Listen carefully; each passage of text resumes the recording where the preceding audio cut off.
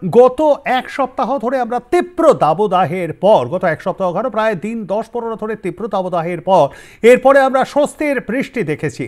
এইবারে আবার বঙ্গবাসী একাংশ যেন বলতে শুরু করেছেন কবে এই রকম আবার রৌদ্রোজ্জ্বল ঝলমলে একটা দিন আসবে। আসবে অবশ্যই সেই দিন, কারণ এখনও তো বর্ষা এসে পৌঁছয়নি। তবে খুব একটা আশার বাণী কিন্তু এই দিক থেকে শোনাচ্ছে না, কারণ আবারও কিন্তু সেই তাপপ্রবাহ সম্ভাবনা রয়েছে, উড়িয়ে দেওয়া যাচ্ছে না। কি বলছে আলিপুর আবহাওয়া দপ্তর, কতদিন চলবে এই বৃষ্টি, তারপরে কীরকম ওয়েদার হবে, আমরা এই বিষয়ে বিস্তারিত জেনে নেব। সরাসরি চলে যাব আমাদের প্রতিনিধি নাজিয়া রহমানের কাছে। নাজিয়া, আলিপুর আবহাওয়া দপ্তর কি বলছে আগামী 24 ঘন্টায় কলকাতা ও তার সন্নিহিত জেলাগুলির পূর্বাভাসে?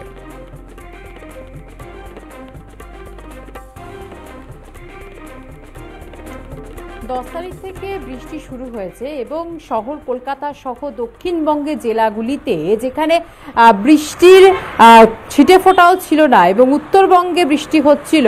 আমরা জানি যে এপ্রিল মাস পড়তে না পড়তেই তীব্র তাপপ্রবাহ শুরু হয়ে গেছিল। তাপমাত্রার পারদ এপ্রিল মাস পড়তে না পড়তেই ঊর্ধ্বমুখী ছিল এবং সেই তাপপ্রবাহ মে মাসে পর্যন্ত চলেছে। কিন্তু মে মাসে 10 তারিখ থেকে আবহাওয়ার পরিবর্তন ঘটতে শুরু করেছিল এবং বৃষ্টির মুখ দেখেছে শহর কলকাতাবাসী এবং পাশাপাশি দক্ষিণবঙ্গের বাসিন্দারা।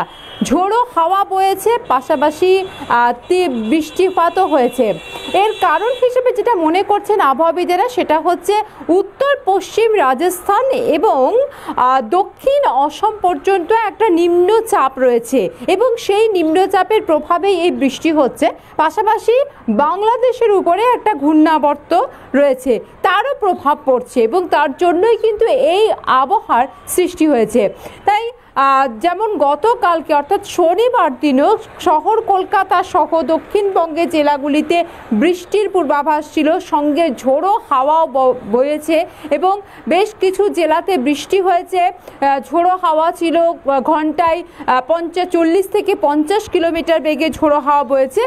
আজকে অর্থাৎ রবিবারও সেই বৃষ্টির পূর্বাভাস রয়েছে এবং বেশ কয়েকটি জেলায় কমলা সতর্কতাও রয়েছে, যেমন 2 মেদিনীপুর, 2 উত্তর 24 পরগনা, বাঁকুড়া, বীরভূম, এই সমস্ত জেলাগুলিতে বৃষ্টির পূর্বাভাস রয়েছে। পাশাপাশি বেশ কয়েকটি জেলাতে কমলা সতর্কতা রয়েছে। 13 তারিখ অর্থাৎ সোমবারও এই বৃষ্টির পূর্বাভাস রয়েছে বেশ কয়েকটি জেলায়, যেমন 2 মেদিনীপুর, 2 উত্তর 24 পরগনাতে বৃষ্টির পূর্বাভাস রয়েছে। কিন্তু তারপরে আবহাওয়ার পরিবর্তন ঘটবে এমনটাও কিন্তু মনে করছেন আবহাওয়াবিদেরা এবং আবহাওয়াবিদদের বক্তব্য যে এই বৃষ্টির আবহাওয়া কেটে গেলে ফের তাপমাত্রার পারদ ঊর্ধ্বমুখী হতে পারে এবং ফের কিন্তু প্রায় 40 ছুঁই হতে পারে শহর কলকাতার তাপমাত্রা। তার কারণ শহর কলকাতাতে আমরা দেখেছি যে 43 ডিগ্রি সর্বোচ্চ তাপমাত্রা হয়েছে, স্বাভাবিকের থেকে প্রায় 8 ডিগ্রি বেশি এবং সেক্ষেত্রে তীব্র তাপপ্রবাহ যেমন চলেছে, তীব্র দাবদাহের মধ্যে নাজেহাল হতে হয়েছে শহরবাসীকে, শুধুমাত্র কলকাতাবাসীকেই নয়। দক্ষিণবঙ্গের জেলাগুলির দিকে যদি আমরা নজর রাখি তাহলে কিন্তু মে মাসের প্রথম সপ্তাহ পর্যন্ত তাপমাত্রার পারদ 40 ছাড়িয়েছিল, অর্থাৎ 45-46 ডিগ্রি তাপমাত্রার পারদ ছিল দক্ষিণবঙ্গের জেলাগুলিতে। উত্তরবঙ্গবাসীর ক্ষেত্রে কিছুটা মনোরম ছিল, তার কারণ উত্তরবঙ্গে মাঝে মাঝে বৃষ্টি হয়েছে এবং এখনও বৃষ্টির পূর্বাভাস রয়েছে। তবে তাপমাত্রার পারদ স্বাভাবিকের থেকে বাড়তে পারে বলেও মনে করছেন আবহাওয়াবিদেরা। তাই সোমবার পর্যন্ত বৃষ্টির পূর্বাভাস থাকলেও মঙ্গলবার থেকে ফের তাপমাত্রার পরিবর্তন হতে পারে এমনটা কিন্তু মনে করছেন আবহাওয়াবিদেরা। ধন্যবাদ আমাদের সঙ্গে থাকবার জন্য। কথা বলছিলাম আমাদের প্রতিনিধি নাজিয়া রহমানের সঙ্গে এবং তার থেকে আপনারা বিস্তারিত শুনলেন। আপনাদেরকে আরও একবার জানিয়ে রাখে আলিপুর আবহাওয়া দপ্তর যে পূর্বাভাস দিয়েছে আগামী 24 ঘন্টায় কিন্তু এই শহর কলকাতায় ফের বৃষ্টি হতে পারে। উত্তরবঙ্গে বৃষ্টির পরিমাণ একদিকে যেমন কমবে তেমনই কিন্তু দক্ষিণবঙ্গে বৃষ্টির পরিমাণ বাড়বে। তবে কলকাতা ও তার সন্নিহিত জেলাগুলিতে কিন্তু সেখানে ফের মঙ্গলবার থেকে বাড়বে তাপমাত্রা পারদ। আবারও কিন্তু 40-এ ছুঁতে পারে সর্বোচ্চ তাপমাত্রা, এমনটাই কিন্তু পূর্বাভাসে জানাচ্ছে আলিপুর আবহাওয়া দপ্তর। এবারে আবহাওয়ার একটা খামখেয়ালিপনা আমরা দেখতে পাচ্ছি। এপ্রিল মে মাসে যেমন বৃষ্টি হয় কালবৈশাখী, সেটা কিন্তু এবারে হয়নি। আমাদের সঙ্গে রয়েছেন বিশিষ্ট আবহাওয়াবিদ ডক্টর সুচিপ কর। সুচিপবাবু, গুড মর্নিং। আর প্লাস নিউজে আপনাকে স্বাগত জানাই। এবারে আবহাওয়ার এই রকম খামখেয়ালি পড়ার মূল কারণ কি? কারণ এপ্রিল মাসে আমরা সাধারণত যে কালবৈশাখী দেখে থাকি সেটা এবারে একেবারেই হয়নি। বৈশাখ মাসে, চৈত্র বৈশাখে, যখন বৈশাখের একেবারে মাঝামাঝি তারপরে বৃষ্টি হলো, এরপরে এক ধাক্কায় অনেকটাই নেমে গিয়েছে তাপমাত্রা। আবারও কিন্তু মঙ্গলবার থেকে তাপমাত্রা ফের বাড়তে পারে এবং 40-এর ঘরে আবারও পৌঁছে যেতে পারে। এই যে ব্যাপারটা এত ফ্ল্যাকচুয়েট এবছরে কেন? বেসিক্যালি দেখুন, এটাকে অ্যাকচুয়ালি বলতে হবে একটা ম্যান মেড ডিজাস্টার। বেসিক্যালি ভারতবর্ষে যে সমস্ত অঞ্চলে নিম্নচাপ তৈরি হওয়ার কথা, সেই সমস্ত অঞ্চলগুলোতে কোনো নিম্নচাপ এখনো পর্যন্ত দেখা যাচ্ছে না। এক্সপেক্টেড হয়তো জুন মাসের মাঝামাঝি সময়ে গিয়ে উত্তর পশ্চিম ভারতে নিম্নচাপ তৈরি হবে, কিন্তু এই মুহূর্তে রয়েছে মধ্য ভারতের উপরে নিম্নচাপ। এবং দ্বিতীয় গুরুত্বপূর্ণ বিষয় যেটা, বঙ্গোপসাগরের জলের তাপমাত্রা অ্যাভারেজ কন্ডিশন রয়েছে 3 ডিগ্রি সেলসিয়াস বেশি। এই অতিরিক্ত তাপমাত্রা থাকা সত্ত্বেও বঙ্গোপসাগরে রয়েছে প্রতীপ ঘূর্ণাবর্ত, যেটা খুব অস্বাভাবিক। এবং এটাই অ্যাকচুয়ালি বেসিক্যালি একটা ডিজাস্টার সিচুয়েশনকে তৈরি করবে ভবিষ্যতে, হয়তো এই বছরের মাঝামাঝি সময়ের পর থেকেই। যেটা গুরুত্বপূর্ণ বিষয় সেটা হচ্ছে মধ্য ভারতের নিম্নচাপ অ্যান্টি ক্লকওয়াইজ মোশন তৈরি করে আবর্তিত হচ্ছে, আর বঙ্গোপসাগরের মোশন রয়েছে ক্লকওয়াইজ, এবং যার ফলে স্বাভাবিকভাবে দুটো ভিন্ন চক্রাকার আবর্তনের মধ্যে দিয়ে যতটুকু জলীয় বাষ্প প্রবেশ করতে পারছে তাতে আমরা এই বৃষ্টিপাত পাচ্ছি। কিন্তু যখনই আবার এই দুটো সিস্টেম ক্লোজ হয়ে যাবে তখন কিন্তু আমরা আবার কোনো বৃষ্টিপাত পাবো না। অর্থাৎ 15-16 তারিখের পরে আবার দেখবেন উত্তর পশ্চিম দিক থেকে বায়ু সক্রিয় হতে শুরু করলো, এবং এক ঝটকায় আজকে যেটা টেম্পারেচার হাইয়েস্ট 30 ডিগ্রি সেলসিয়াস, সেটা কিন্তু এক ঝটকায় 36-37 ডিগ্রি সেলসিয়াসে চলে যাবে। আজকে সকাল থেকে যেমন আমরা দেখছি রৌদ্রোজ্জ্বল আবহাওয়া, বিকেলের পর থেকেই কিন্তু আবহাওয়া দ্রুত গতিতে চেঞ্জ হতে শুরু করবে, এবং সন্ধে নাগাদ কিন্তু আবার বজ্রঝঞ্ঝা সহ বৃষ্টিপাত, এবং সেটা একটা ভারী বৃষ্টিপাতের ইঙ্গিতকে বহন করছে। ফলে এই যে সিচুয়েশন, এটা কিন্তু সত্যিকারেই অস্বাভাবিক একটা অবস্থা। এই অস্বাভাবিক অবস্থা কাটবে না এই মুহূর্তে, এটুকুই আশা করা যায়।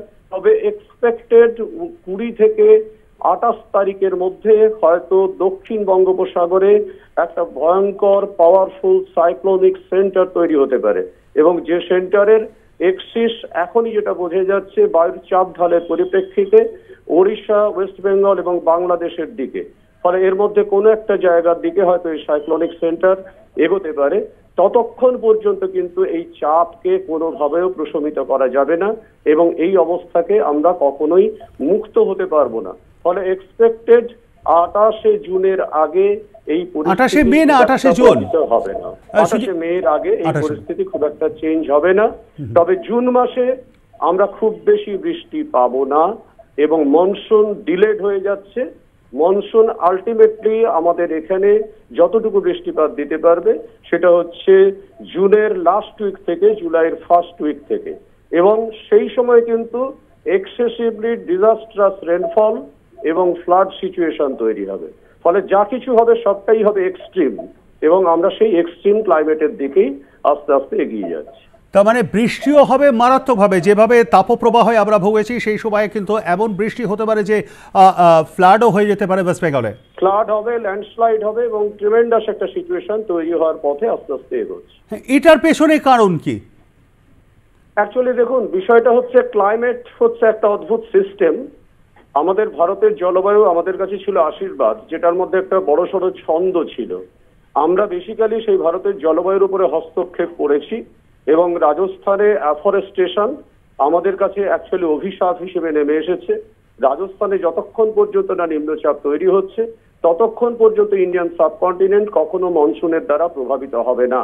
আজকে আমরা যে মনসুনের কথা বলছি, আলোচনা করছি, মাঝে মধ্যে যার দ্বারা এখন আমরা বৃষ্টিপাত পাচ্ছি, সেটা হয়তো ভবিষ্যতে ইতিহাস হয়ে যাবে। বইয়ের পাতায় লেখা থাকবে যে মনসুন বলে একটা কোনো বিষয় ভারতে আসতো। কারণ অ্যাকচুয়ালি একটা মরুভূমি একটা মানুষের শরীরে একটা হৃৎপিণ্ড যেভাবে কাজ করে, চাপটাকে নিয়ন্ত্রণ করে, মরুভূমির কাজ ভূখণ্ডের উপরে ঠিক তাই। আমরা সেই মরুভূমিটাকে ধ্বংস করে ফেলেছি। ফলে আমার যদি শরীরে হার্ট না থাকে, তাহলে আমার শরীরের প্রেশারকে কে কন্ট্রোল করবে? ভারতবর্ষ অ্যাকচুয়ালি কিন্তু পলিটিসাইজড হয়ে গেছে এনভায়রনমেন্টালি, এবং যার ফলে এটা একটা অদ্ভুত পলিটিক্স। একটা রাজ্যের মানুষকে সুখী করার জন্য 11খানা রাজ্যের মানুষকে প্রায় দুর্ভিক্ষের পথে ফেলে দেওয়া হচ্ছে। এবং মনসুন ভ্যাগারিজ দিনের পর দিন বাড়তে শুরু করবে। উত্তরপ্রদেশ, বিহার, ঝাড়খণ্ড, পশ্চিমবঙ্গ এবং তার সঙ্গে অ্যাসোসিয়েটেড ছত্তিশগড়, মধ্যপ্রদেশ, এরা প্রত্যেকে কিন্তু আক্রান্ত হবে। এবং তার সাথে সাথে উত্তর পূর্ব ভারতের বেশ কিছু রাজ্য আক্রান্ত হবে। এবং তার সাথে আপনারা খেয়াল করে দেখবেন, এই বছর হিমাচল প্রদেশেও কিন্তু হিট ওয়েভ হয়েছে, উত্তরাখণ্ডে হিট ওয়েভ হয়েছে। ফলে হিমালয় পার্বত্য অঞ্চল যখন এই হিট ওয়েভের কবলে পড়েছে, তার মানে জেট বায়ু বাধাপ্রাপ্ত হবে এবং জেট বায়ু ডিলেড হয়ে যাবে। এবং তার ফলে আপনারা এখন খেয়াল করলে বুঝতে পারবেন, এখনো জম্মু কাশ্মীর অঞ্চলের বেশ কিছু স্থানে এখনো তুষারপাত হচ্ছে। এবং এটা ডিলেড হওয়ার মূল কারণ হচ্ছে ম্যানমেড এই সিচুয়েশনটা। ধন্যবাদ আমাদের সঙ্গে থাকবার জন্য সুজীব বাবু। কথা বলছিলাম বিশিষ্ট আবহাওয়াবিদ ডক্টর সুজীব কোরের সঙ্গে।